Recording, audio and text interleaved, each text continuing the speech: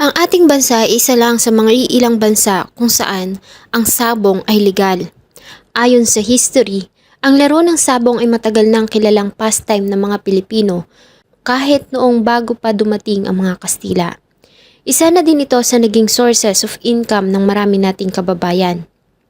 In fact, ang ating bansa ay nag-host na ng ilang World Slasher Cup derbies na ginagawa 2 beses sa loob ng isang taon sa Smart Araneta Coliseum sa Quezon City, kung saan ang mga kilalang mga breeders mula sa iba't ibang bansa ay nagsasama-sama. Ang World Slasher Cup ay tinatawag din na Olympics of Cockfighting. Ang World Game Fowl Expo noong 2014 ay dito din sa ating bansa ginanap sa World Trade Center sa Metro Manila. Ang sabong ay ginaganap sa loob ng mga cockpit arena, ngunit sa pagdaan ng mga taon ay umuunlad na ang teknolohiya at maging ang industriya ng sabong ay nagkaroon na din ng mga advancement at nabuo ang e-sabong o electronic sabong, kung saan ang mga mananaya ay hindi na kinakailangan bumiyahe para manood ng sabong sa mga arena dahil nagagawa na nilang maglagay ng kanilang mga bet o pusta gamit lamang ang kanilang mga gadgets. Ang e-sabong ay binuo ng Philippine Amusement and Gaming Corporation o PAGCOR. Nang magkaroon ng pandemic noong 2019, ay isa ang e-sabong sa sumalo sa lahat ng gastusin ng government. Ang e-sabong bill o House Bill 8065 ay prinisinta ni Congressman Joey Salceda para bigyan ng solusyon ang problema kung saan kukuha ng pondo ang ating pamahalaan na siyang gagastusin para sa problemang dala ng COVID-19 pandemic. And it works dahil sa hindi lamang thousands o milyon of pesos ang pinasok nito sa kaban ng ating bayan, kundi billions. Sa kabila nito ay marami din na naging negatibong epekto ng e-sabong, lalo na sa mga kababayan natin na nalulong sa paglalaro nito. Dahil sa ang iilan ay nagawa ng gumawa ng hindi magandang mga bagay para lamang magkaroon ng pangbet sa e-sabong. Ngunit isang pangyayari ang tuluyang nagpatigil sa operasyon nito. Hayaan niyo pong isalaysay ko ang hanggang ngayon ay palaisipan pa ding kaso ng pagkawala ng 34 mga sabongeros. Bago ko po simulan ang ating story, sa mga bago po sa channel ko, please hit the subscribe button at pakipindot na rin po ang ating notification bell para ma-notify kayo sa mga bago nating upload na videos.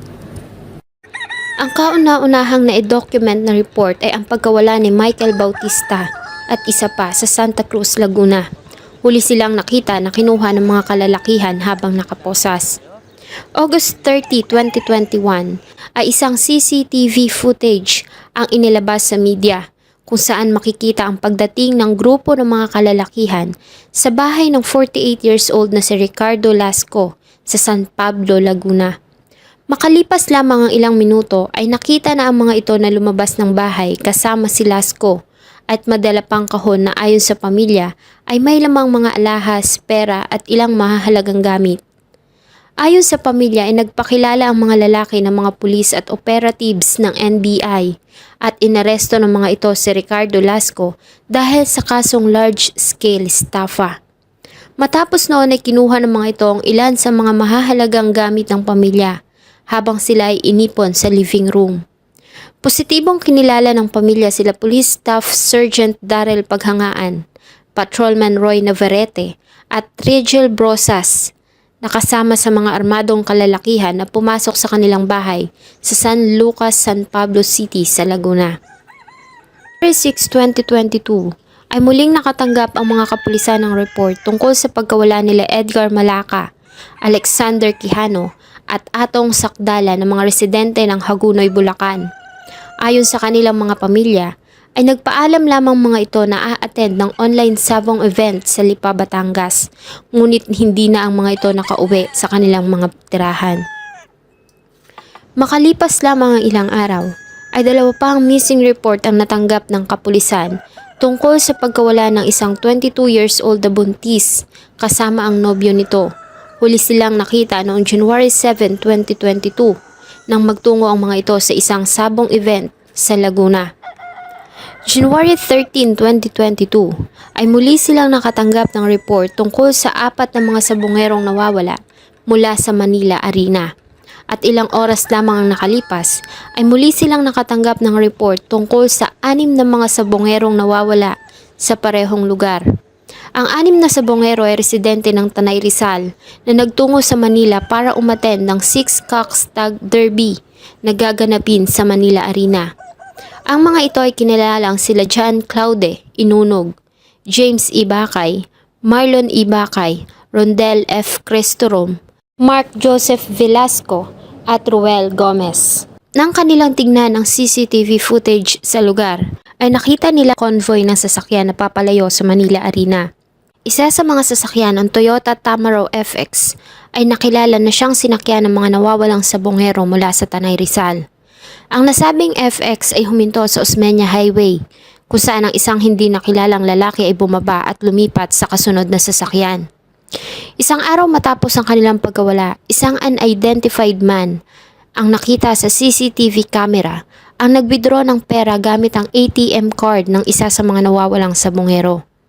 Ayon sa asawa ng ATM card owner, ay mahigit 29,000 ang nakuhang pera sa ATM. January 31, 2022, ang mga pamilya at relatives ng 18 mga nawawalang sabongero ay nagsagawa ng protesta sa Mendiola para manawagan sa mabilisang investigasyon. February 8, 2022, ang Philippine National Police ay naglabas ng statement kung saan ay sinabi nila may ilang mga persons of interest na sila na na-identify na may koneksyon sa pagkawala ng mga sabongero. Ito po yung tinatawag na double cross sa labanan. Ang tawag po doon sa term ng mga sabongero ay chope. Pinapanalo nila yung hindi naman dapat manalo para kumita sila at doon sila pupusta sa mananalo. Sa tingin ko sila nagkaroon ng hindi pagkakaintindihan na nagdulot ng kung ano man. Ayon sa kanila ay maaaring match mixing ang naging dahilan ng pagkawala ng mga sabongero. Ang match mixing ay isang pandaraya sa sabong kung saan ang kanilang ginagamit na tandang na kanilang ilalaban ay wala sa kondisyon o tinuturukan nila ng gamot bago sila pupusta sa manok ng kalaban.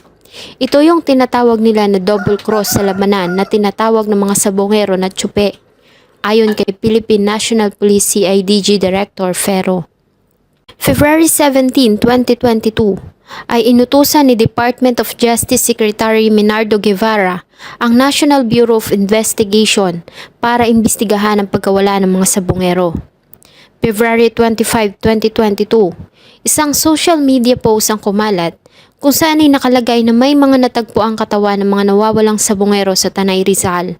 Ngunit ayon sa Philippine National Police, ang nasabing mga larawan ay kuha noong February 12, 2022 sa naganap na gendulungan ambush sa Maguindanao at kinundina nila ang pagpapakalat ng mga peking impormasyon tungkol sa kaso. February 28, 2022 ay nag-file ng Senate Resolution No. 996 si Senator Ronald Bato de la Rosa para iutos sa Philippine Amusement and Gaming Corporation o PAGCOR na isuspend ang operasyon ng e-sabong.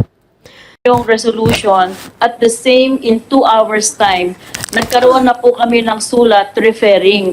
At tinanong ko po talaga sa Executive Secretary, Sir, pumayag po ba talaga ang presidente na isuspended ang operations according to the news reports? Ang sabi, at kung sinabi lang po sa amin ni ES yun, isususpende po namin. Kaya lang po, ang sabi po ni ES, na Executive Secretary, tinanong ko si Presidente John Andrea, ang sabi niya, wala siyang sinasabing ganoon. So paano po ang gagawin Kung ako namin? ngayon ang sinungaling, Hindi na po. akong kausap mismo ni Presidente na sinabihan ko niya, sige. Ako ngayon ang sinungaling. You're making hindi- this, ibig sabihin, Secretary Medjaldia would like to make me appear na being the chairman of this committee at personally nakiusap nagsabi kay Presidente, ako ngayon ang sinungaling. Hindi ko po alam kung ano nangyari sa inyo, Okay. pero yun, March 21, 2022, ilan sa mga witnesses ay itinuro sila Police Staff Sergeant Paghangaan at Patrolman Navarrete sa pagkawala ni Lasco noong August 13, 2021. Ang nasabing mga pulis ay pinangalanan ng 4 na kababaihang kamag-anak ni Lasco sa ginanap na Senate hearing. Ayon sa isa sa mga kapatid ni Lasco, ang mga armadong lalaki ay nagpakilalang mga agent ng NBI at prinisinta ng mga ito ang isang arrest warrant, ngunit tumanggi na magpakilala. Tinanggi naman ng businessman na si Chari Atong ang aligasyon na kaya niya umanong iutos ang pagkawala ng isang sabongero sa halagang 5,000 piso. Boy, boss may mga tao na naman dito na pumasok na mga manchochope. Tapos, Ang sabi niya po, naka-loudspeaker po yung cellphone niya eh. Sabi, Naka? naka-loudspeaker po. loudspeaker, Opo, rinig ko po. narinig mo. Opo. Kilala mong boses ni Opo. Atong Medyo malat po. Malat? Sa cellphone. Paaminin niyo kung sino ang boss. Pag hindi niya namin, patayin niyo na. Paano mo nalalaman na boses ni Atong yung nasa loudspeaker? Ay, siya lang naman po at tinawagan niya na boss eh. Tumawag sa akin si Boss Atong. Binibigyan lang ang isang ulo niyo na 5,000 isang ulo. Ano ibig sabihin ng 5,000 isang ulo? Papatayin po daw kami, 5,000 isang ulo po. Totoo yan, sinabi mo yan, Claveria? Hindi po, Your Honor. Boss, gusto mo dukutin na lang namin eh. Lahat ng mga ebidensya lahat sa Laguna ng gagaling, tsaka Tanay. Paano nangyayari yan? Siya rin na po pumilit na isabit yung mga pulis. Alam ko, Hindi ko sa inyo lahat to para magaydan lang. Parang ano na eh, ang lucky eh,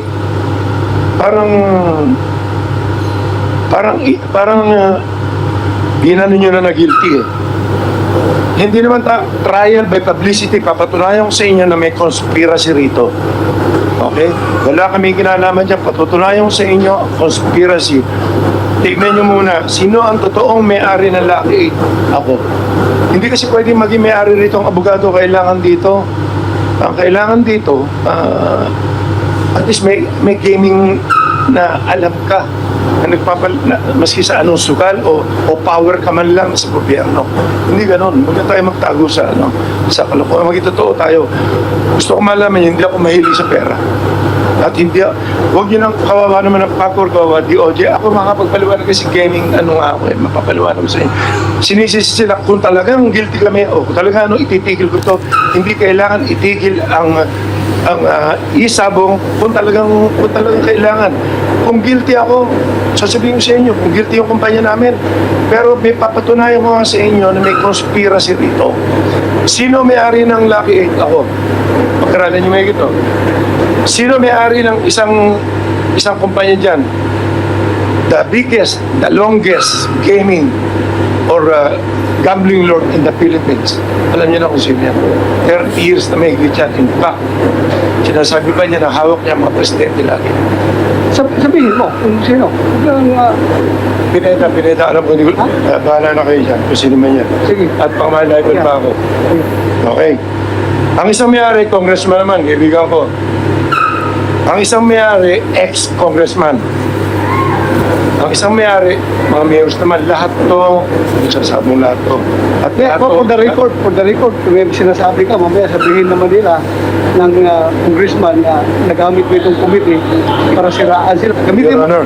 Pakisabi na lang yung pangalan. magkakaibigan kami, magkakilala kami lahat. So, may pangalan ka. Hindi may pangalan. Para, Alam natin ang legality na mahirap patunayan kung sino na. Basta sasabihin ko lang po yung, kasi sa inyo na rin ang galing na meron tayong batas na sinusunod. Kapareho yan. Nag-iimbestiga pa tayo, guilty na kagad ang Lucky 8. Bakit hindi natin tignan ng conspiracy? In trial by publicity. sino nagsabi sa'yo na guilty ang laki? Hindi, ang sinasabi niyo po kasi na suspindihan ng Lucky 8. Bakit Lucky 8 lang? Bakit? Mali po kayo. We are not singling out Lucky 8. Kanina, Lucky 8 lang. Please listen to me. We are not singling out Lucky 8. Yes, sir. We are recommending for kasi sinabi mo mga Number 4, hindi ko na alam yung mga kumpanya nila. Ex-Congressman Patrick Anton Naganyo. Number 6, kay General Cascolan, plus 86. Masyadong mahirap, mabigat. Kung titignan nyo ang conspiracy rito, makikita nyo itong laban na to. Your Honor, nasabi ko naman March 29, 2022, ay naglabas ng statement si former President Rodrigo Roa Duterte tungkol sa kanyang naging desisyon na hindi ipasuspend ang isabong. Ayon sa kanya, ay 640 milyon ang naibibigay nitong pera sa ating gobyerno sa loob ng isang buwan. At malaki ang naitutulong nito lalo na nga sa naging problema na sanhi ng pandemya. Kailangan ng pera sa isabong ng gobyerno. I make it public now. It's 640 million a month. In a year's time, it's billion plus. Saan tayo maghanap ng pera ng gano'n na kadali? Ngunit noong May 3, 2022 ay naglabas siya ng utos para suspindihin ang isabong dahil sa maraming report na kanyang natatanggap tungkol sa hindi magagandang bagay na ginagawa ng iilan para lamang magkaroon ng pangbet sa laro. Sorry, I did not really realize that it would be like. Akala ko kasi, the moving factor there was na imberna kasi ako 640 million a month. Tapos, so many billions a year because marami nag-ooperate eh. Kaya yun ang naano ko, but I realized very late and I am very sorry that it had to happen. Hindi ko akalain na gano'n. Hindi naman ako nagsusugal. I do not gamble. I do not drink anymore. Only water. May 26, 2022, ang Senate Committee on Public Order and Dangerous Drugs ay naglabas ng report tungkol sa ginagawa nitong investigasyon kay Atong Ang at sa kanyang online sabong na cockfighting firm Lucky 8 StarQuest.